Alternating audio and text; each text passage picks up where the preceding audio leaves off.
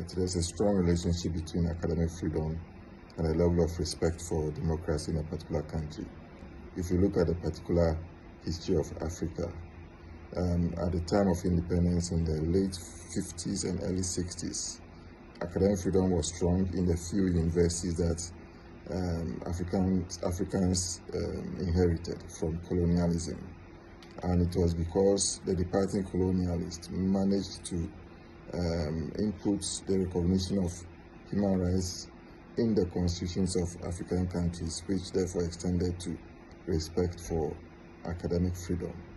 But as democracy began to decline immediately after independence was granted, simply because of the caricatured nature of the independence constitutions, there was a corresponding decline in academic freedom as African nationalist leaders and politicians began to fight academics and students in order to impose one-party rule and military dictatorship on the continent.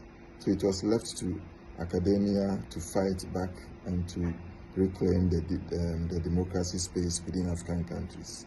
Again, when we look at situations after the fall of the Berlin Wall, we see that African leaders embraced democracy and human rights, including academic freedom. So you see large references to academic freedom in many African constitutions as a result.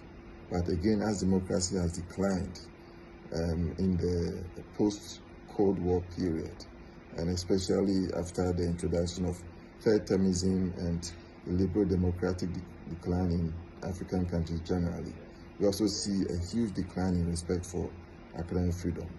So the link is that academic freedom is not a given, it is something that you fight for. And when it is fought and recognized, it expands the space for other rights to be recognized and for democracy to also be respected.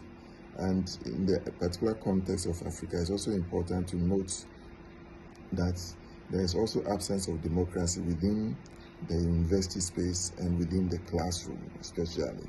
And as a result, what students learn, the undemocratic practices they learn or they are subjected to in the classroom, is what they also take out, whether into national politics, into the workplace, or into the family space, where human rights violations take place because of what they have learned in the classroom.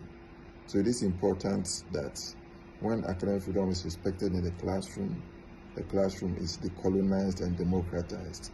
It will lead to the at least indirect recognition and learning of academic freedom connected with democracy.